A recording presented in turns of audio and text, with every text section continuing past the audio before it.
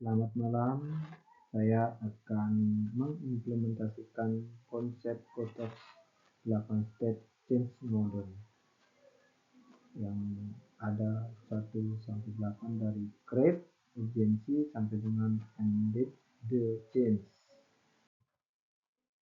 Nah, dalam implementasi konsep ini, saya mengambil tema pelayanan publik manual ke sistem aplikasi mobile di pemerintahan daerah Paraili. Jadi yang dulunya kita menggunakan pelayanan publik secara manual, orang datang ke kantor, jadi kita melakukan perubahan melalui sistem aplikasi mobile di lingkup pemerintahan desa Paraili. Saya tentunya sebagai kepala desa atas nama Tatan Sagita ingin mengimplementasikan perubahan ini agar masyarakat merasa terbantukan dan lebih mudah mendapatkan pelayanan. Baik, adapun konsep yang saya sampaikan sebagai berikut. Yang pertama, create urgency, yaitu menciptakan kebutuhan mendesak atau kebutuhan rasa urgensi atas perlunya suatu perubahan. Nah, kenapa saya menciptakan kebutuhan yang besar untuk membutuhkan rasa urgensinya di lingkup pemerintahan Desa Paraili? Tentunya saat ini di tahun 2023 perkembangan teknologi yang sangat besar. Itu yang pertama. Yang kedua, kebutuhan masyarakat dengan pelayanan yang cepat dan tepat. Dan yang ketiga, pelayanan surat menyurat melalui bisa kita gunakan melalui handphone atau mobile phone yang dapat memudahkan masyarakat tentunya. Itu yang pertama. Yang kedua, build a coalition, membangun koalisi untuk membantu kita mengarahkan orang lain untuk melakukan perubahan. Tentu ini tidak mudah. Untuk yang tadinya manual ke sistem komputerisasi atau sistem mobile yang seperti kita gunakan saat ini manual, tentunya masyarakat dan staf itu masih sangat awam. Tentunya kami selaku pimpinan harus bisa meyakinkan kepada staf, terutama di staf desa atau kasih kepala wilayah atau kepala dusun harus siap berkoalisi dan mampu berkoalisi dengan pimpinan. Terus yang kedua, tokoh pemuda. Tentu ini adalah bagian dari pemerintahan, bagian dari mampu mensukseskan suatu perubahan, yaitu tokoh pemuda dan tokoh wanita dan tokoh masyarakat. Dan yang selanjutnya, create a vision, menciptakan suatu visi yang mudah dipahami dan merangkum keseluruhan tujuan akan perubahan. Nah, di dalam menciptakan suatu visi ini tentunya kita menentukan yang pertama perencanaan. Tentu maunya seperti apa, bagaimana, inputnya seperti apa, dan prosesnya dan outputnya seperti apa yang kita inginkan. Jadi tentunya ini tetap mengambil aspirasi-aspirasi dari kelompok-kelompok masyarakat, kelompok-kelompok pemuda yang ada di desa Paraili tentunya. Terus yang kedua yaitu adalah sosialisasi.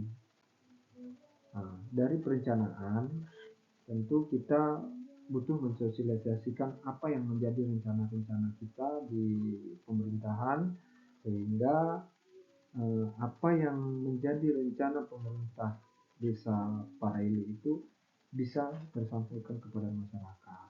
Setelah seluruh masyarakat memahami apa pentingnya perubahan ini, maka kita tentu lanjut ke dalam implementasi. Implementasi tentunya di sini perancangan sistem yang tentunya yang tadinya manual menjadi by system, by mobile, dengan tangan, dengan via telepon, via mobile, WhatsApp dan lain sebagainya, kita bisa melakukan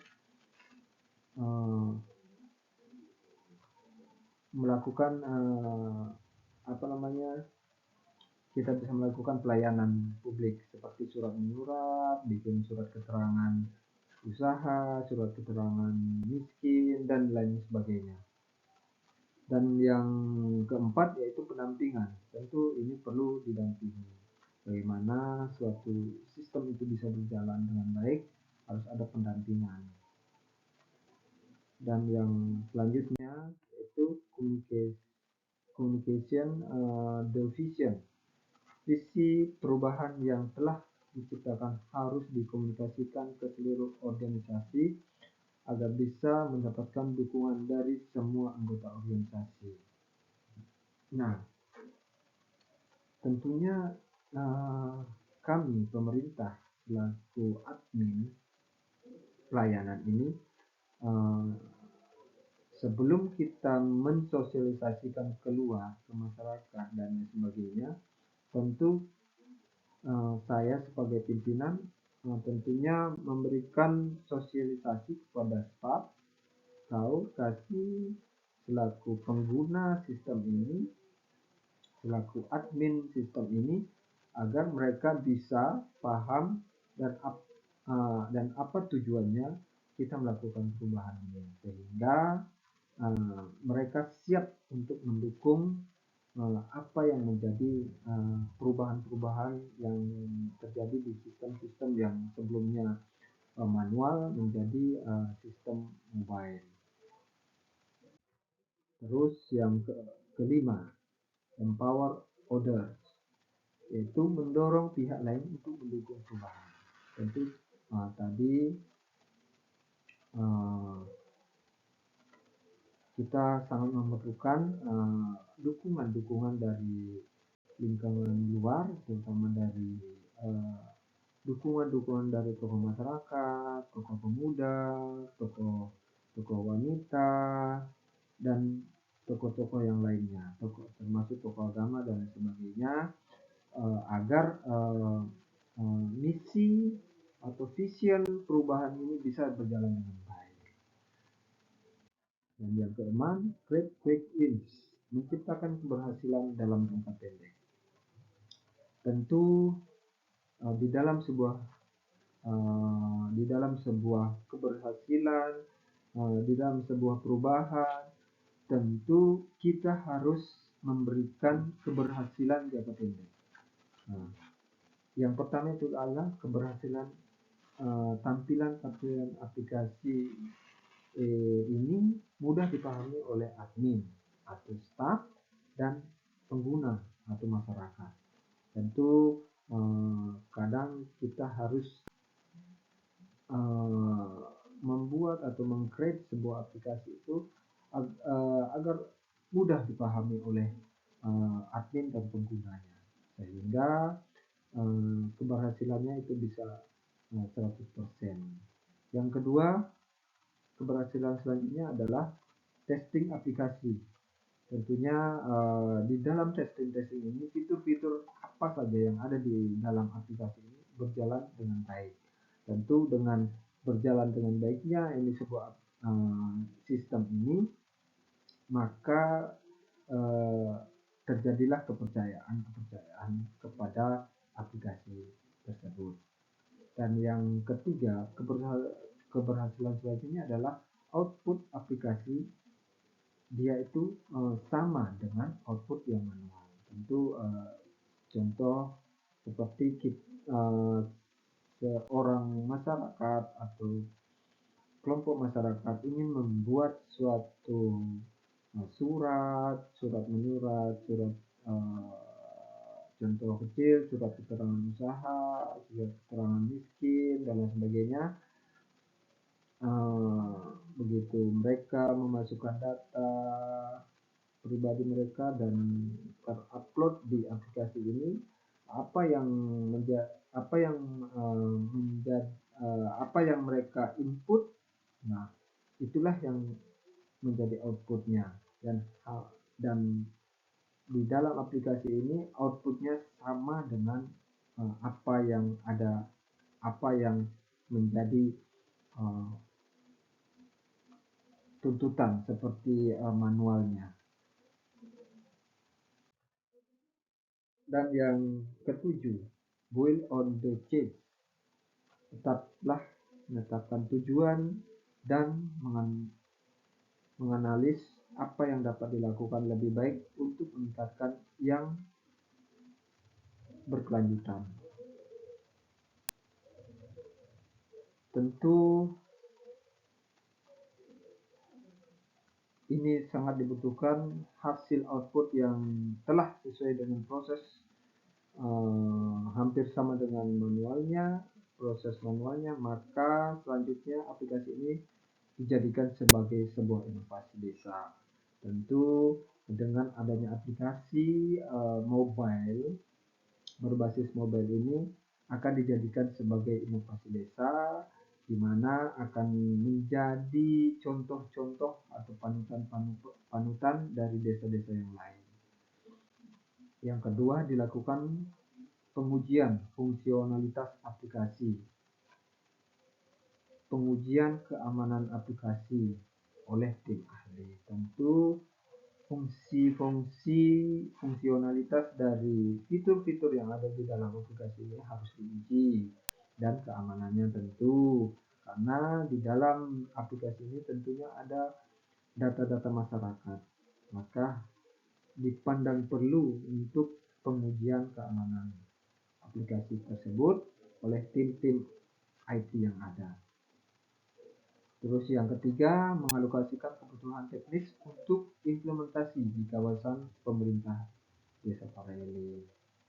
Dan yang terakhir itu embed the change.